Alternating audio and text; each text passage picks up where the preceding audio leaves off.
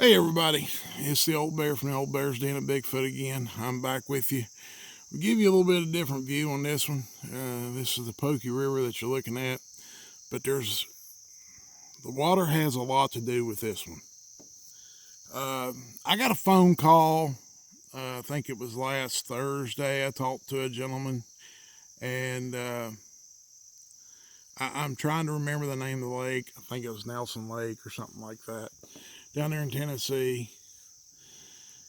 And him and his two buddies were down there fishing on Thursday night. They got off work. They worked four tens, or no, three 12s and a 10. They worked a 10 on Thursday. And him and two of his buddies said, hey, let's go catfishing tonight. They want to go fishing.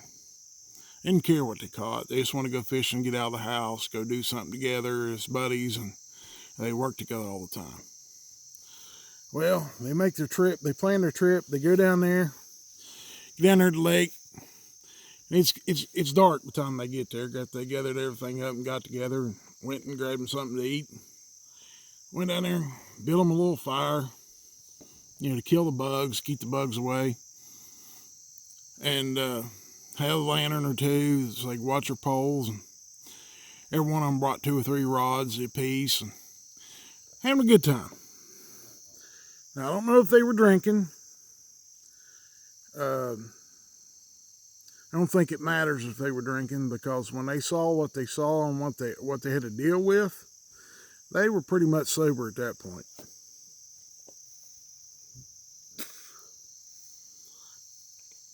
Now, here's the thing. These guys have been there since probably 8 or 9 o'clock at night. They said about midnight, they heard something scream 300 or 400 yards down the lake from where they was at. And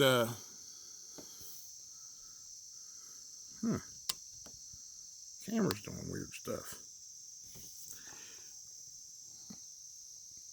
Anyway, they heard this big scream, holler, whatever you want to call it. Back here we might call it a rebel yell. But they heard something that sounded like a woman getting killed. So they were doing nothing but fishing.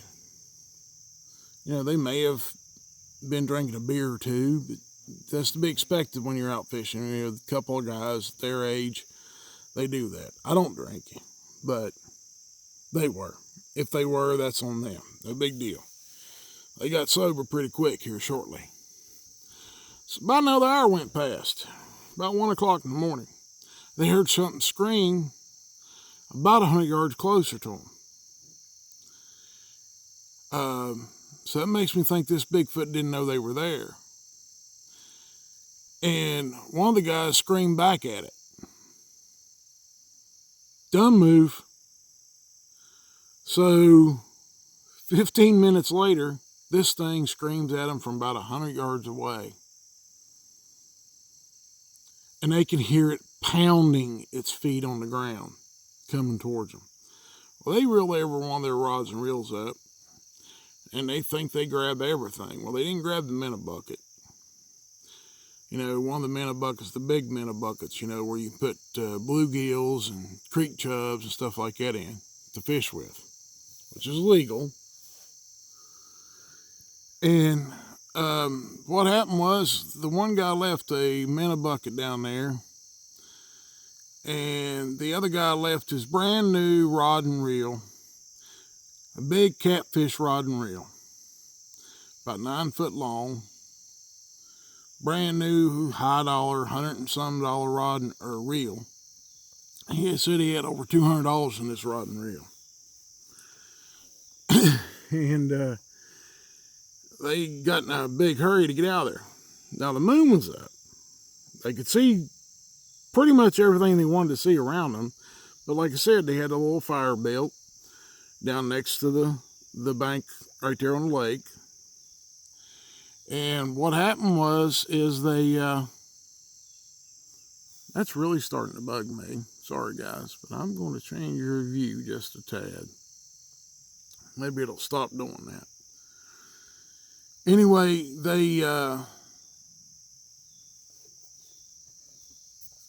gathering their stuff up as quick as they can. You know, one of them grabs the cooler, and the other guy grabs his rods and tackle box, and the other guy grabs his rod and reels and tackle box, and they all run up to the truck. And while they're going up to the truck, this thing screams again. Screams at them about 50 yards away. They turn around and look, and they can see this thing coming up towards their fire. They put it in high gear. They get up there, they throw everything in the back of their trucks. Whether that was theirs or not, they just threw it in the back of the trucks because they had two of them. They hopped in their trucks and they sped off.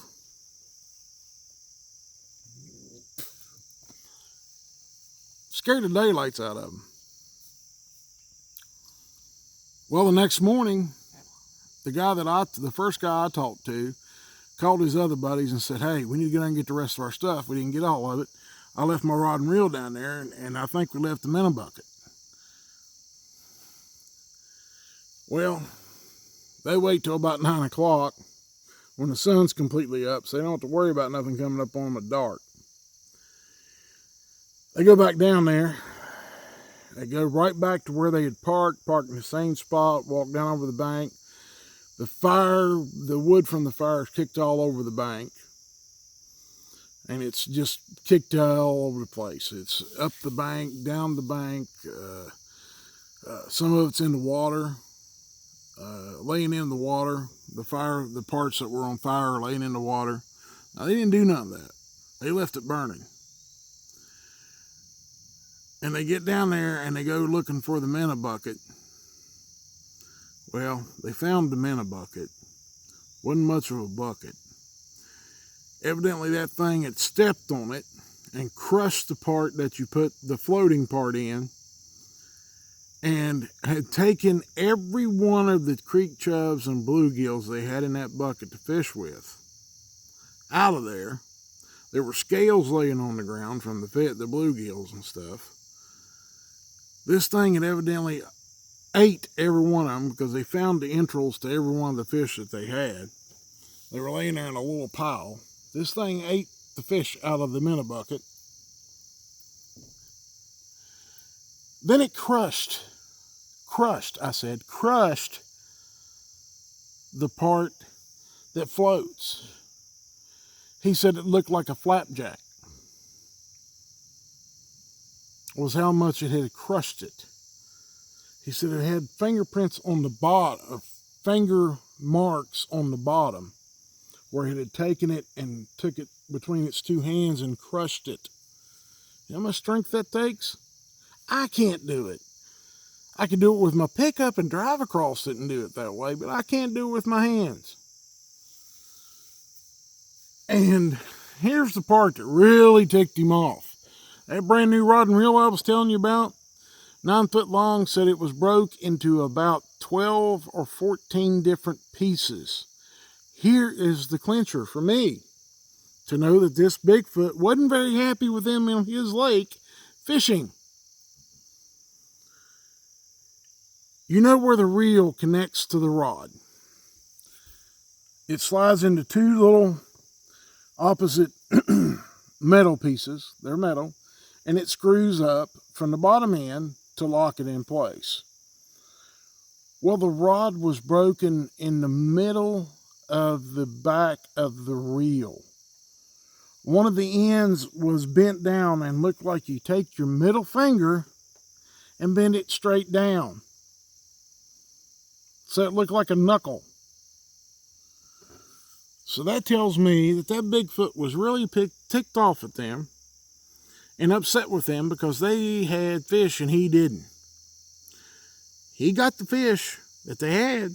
They didn't catch any catfish, but they had them bluegills and them creek chubs, and he ate every one of them. Tore up his $200 and some rod and reel, destroyed it. Can't use it. No way to put it back together. Broke it into pieces. The reel is unusable because you can't bend it back out, because if you bend it back out, it's just going to break. $1 reel. $100 some rod and reel. Reel. So, guys, I hope you like the story. I hope you enjoy it. And if you do, give me a thumbs up. If you don't, give me a thumbs down. And leave me a comment if you want to. And I appreciate everybody coming to the channel. And like always, I'm going to tell you this. We love each and every one of you. We're glad you came. We hope you liked the story. And may you all have a blessed night and a blessed rest of the week. We're going to have a little bit of a possible, there might be a live show Friday night, maybe, or a live show on Saturday night. I'm not sure yet, but we're contemplating putting out a live show, and we'll try not to make it to where you have to look at my ugly face. Anyway, guys, y'all have a blessed night. We love y'all, and thank you for viewing the channel. We'll talk to y'all next time. Bye-bye.